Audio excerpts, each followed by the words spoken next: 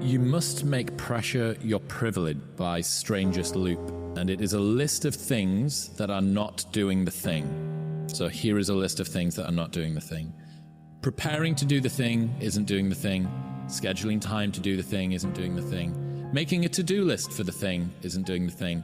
Telling people you're going to do the thing isn't doing the thing. Messaging friends who may or may not be doing the thing isn't doing the thing. Writing a banger tweet about how you're going to do the thing isn't doing the thing. Hating on yourself for not doing the thing isn't doing the thing. Hating on other people who have done the thing isn't doing the thing. Hating on the obstacles in the way of you doing the thing isn't doing the thing. Fantasizing about all of the adoration you'll receive once you do the thing isn't doing the thing. Reading about how to do the thing isn't doing the thing. Reading about how other people did the thing isn't doing the thing. Reading this essay isn't doing the thing. The only thing that is doing the thing is doing the thing.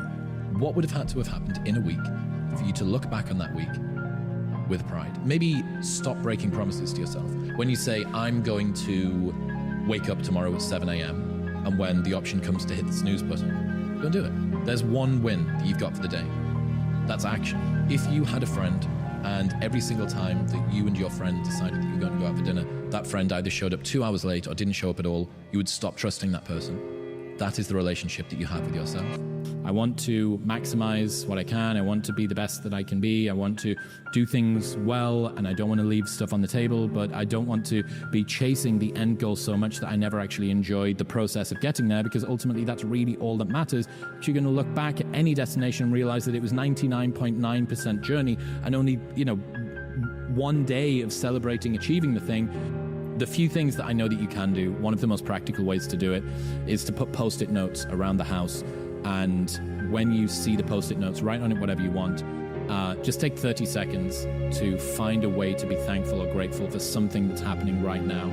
A positive place that you draw mental strength from when life is difficult has to be, I just want to be better and I'm trying my best. Act first. Okay. You have to lead with action, because if you are someone that deals with a crippling sense of insufficiency, your ability to discount any good thoughts you have in your mind is going to be so strong. If you try and lead with positivity first, I need to think it, wish it, believe it, and I will achieve it, your set point of negativity is going to just crush that into the ground. I'm speaking from personal experience, right? As the guy that was chronically unconfident and still has, the imposter syndrome that does creep in. You have to start with action. It needs to be, okay, what would have had to have happened in a week's time for me to look back on that week and find pride in myself? Pride's seen as something that you should be ashamed of. It's one of the 7 deadly sins. But David Goggins, I did an episode with him a couple of months ago. We can put it in the show notes if people are interested. And he said pride is something that everybody misses. That having pride in your name, your performance, the way that you show up for other people is something that you can do. But you need to do something that is worthy of being prideful about, right? What would have had to have happened in a week for you to look back on that week with pride? Okay, maybe stop breaking promises to yourself. When you say, I'm going to wake up tomorrow at 7 a.m. and when the option comes to hit the snooze button, don't do it. There's one win that you've got for the day. That's action, right?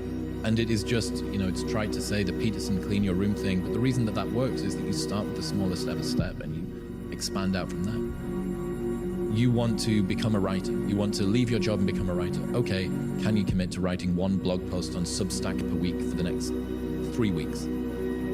That would make you feel like less of a loser if you did that. Action has to come first if you're the sort of person who is chronically unconfident, because you will drag your sense of identity behind you. Mark Manson says that identity lags behind our status by about 1 to 2 years. So for both me and you, in 2 years' time, we'll go, I understand why I was in LA that day, and look back. Start with action and make small promises to yourself that you don't break.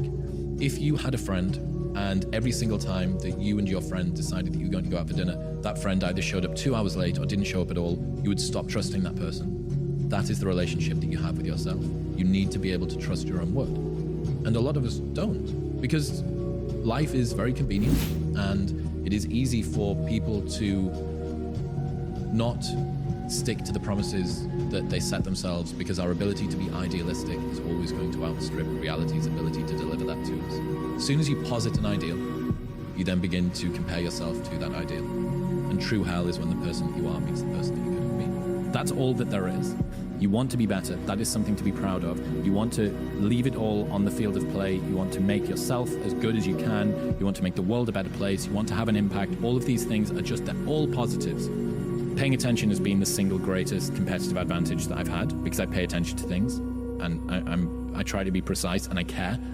But also, the more that you're able to let go and not fear about stuff, the more enjoyable you'll find it. So the thing that is making you better is the thing which is making you feel pain. And this is a perennial balance. I don't think I've ever personally actually been disparaging of someone that has a 9-to-5 because I have been someone that's had a 9-to-5, albeit not for long. I did it for 6 months.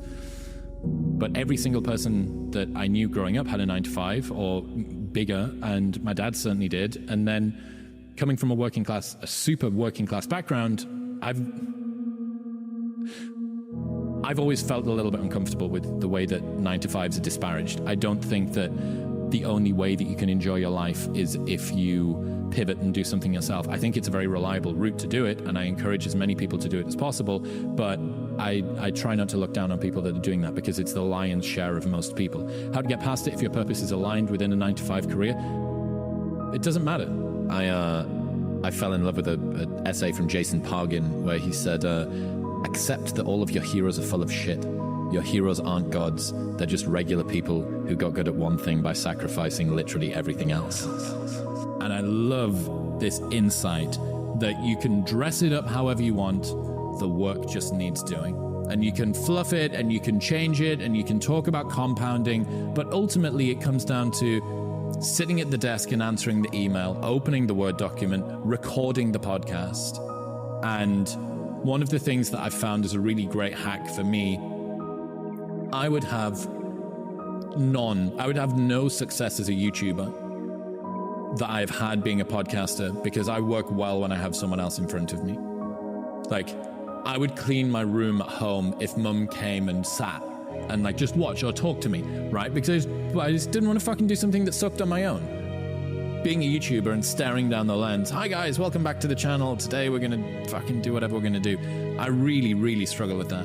Roll the clock forward now. So talking about the price that people pay to be the person that you admire. Everyone would look at Tiger Woods narrowly bound, like, I want to be as good of a golfer as Tiger Woods. And you go, yeah, okay, but do you want the childhood?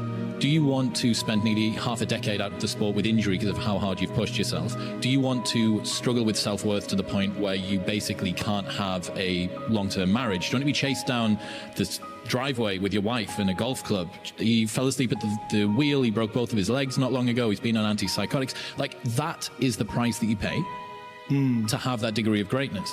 It's a onesie, right? It's not an outfit that you can pick little different bits about. You don't get to choose one element of someone and say, I want that. It's like, no. All of these externalities, all of the things that you really don't want, they came along for the ride as well. So this guy loves playing pickleball, and he gets to turn up on a Saturday and play with his friends. Yeah. And, you know, if it's cold outside, he doesn't need to go and play. And if he's tired, he doesn't need to go and play. And if he's hungover, he doesn't need to go and play. And then he decides to turn pro. And he thinks, I'm turning pro at this thing that I love. I can't wait to make what I love into my career.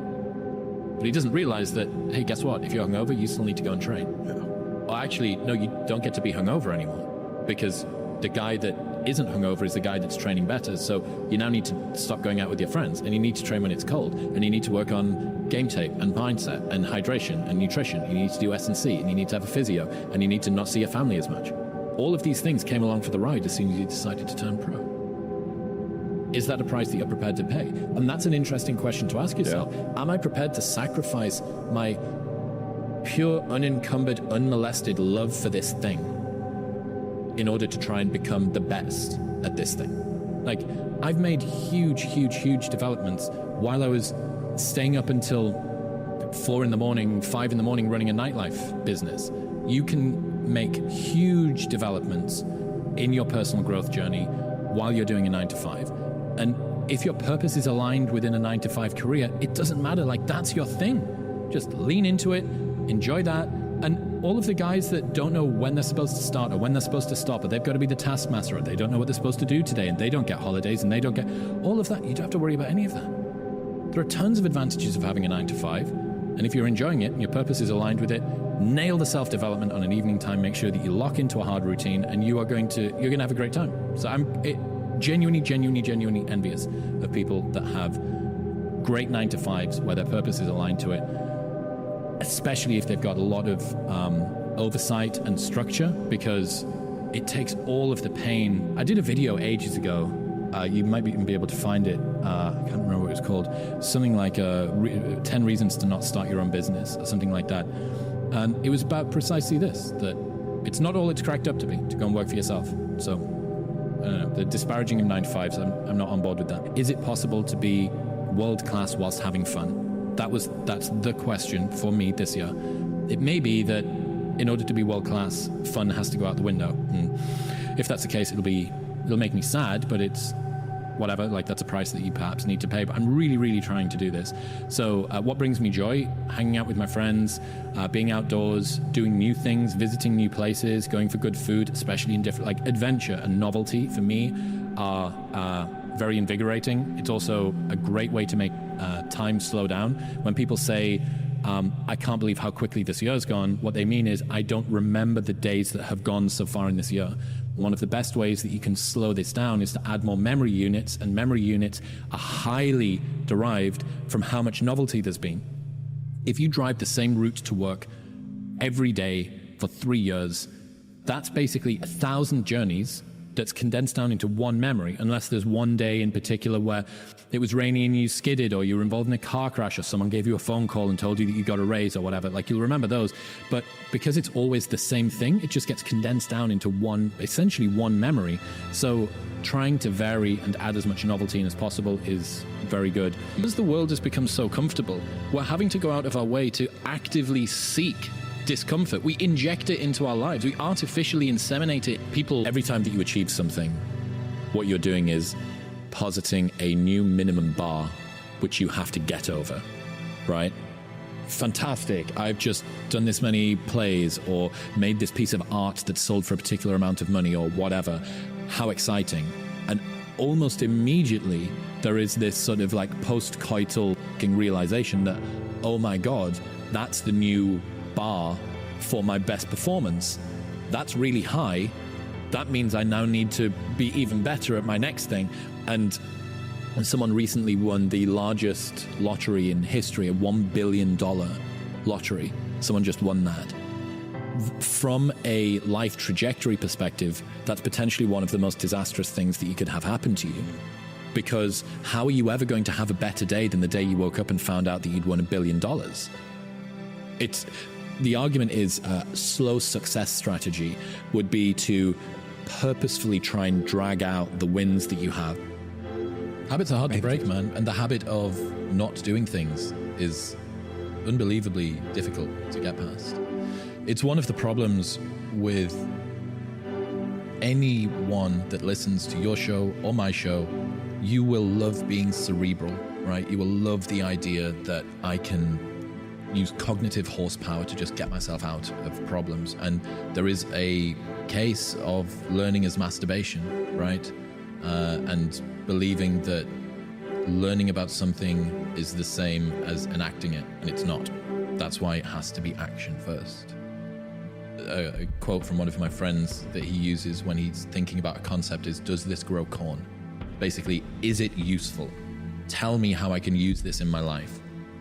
Does it grow fucking corn, right? It's this beautiful sounding concept, cognitive bias that helps me understand the way that my brain works and my relationship with everybody else. How do I use that in my life? Give me something to apply it to. And that's why with the confidence thing, choose promises that you will never break to yourself. I'm going to get up on time for the next month. I'm not going to hit the snooze button. If you do that and you look back in a month and you go, oh my God, that's the first time I've done that in forever, maybe. That's a big win. And you can do the James Clear thing. We'll write it on a board, we'll track it, what gets like measured, etc., etc. But the main thing is just keep promises to yourself. And that is a good way to go from, here is an insight I learned about, I want to do breathwork, cold plunge, go to the gym, fast until 12 midday, get up on time, sunlight in the eyes in the morning, whatever it is, right, that you want to do. Turn it into a promise. Don't break the promise. You're going to lose sleep. You'll doubt whether it'll work. You'll stress to make ends meet. You won't finish your to-do list. You'll wonder whether you made the right call and have no way to know for years. This is what hard feels like, and that's okay. Everything worth doing is hard. And the more worth doing it is, the harder it is. The greater the payoff, the greater the hardship. If it's hard, good. It means no one else will do it. More for you. Right. And it's not just me that's got better. The world is undeniably a better place because of the sort of person that I've become. I'm a better friend, I'm a better son, I'm a better boss, I'm a better partner. I've had the fortune of reaching tens of millions of people on this podcast, and I've given TEDx talks, and I've improved the texture of my own daily existence because of the process that your work triggered. You do not know the depth of impact that your work has had. And if the option had been there, I, and probably a lot of other people, would have happily taken on our share of your suffering over the last year if it would have somehow helped as a thank you for how you've helped us. So. Wow, dude, that's actually insane. And I got another client just last month. That's what took me to 5K. I've taken 14,000, made 52,000 out of it. Everybody in the real world is making money. The fact that they're asking for just like $50 a month for what's in here. If you're not going to listen to a multimillionaire who's trying to help people make money, who are you going to listen to?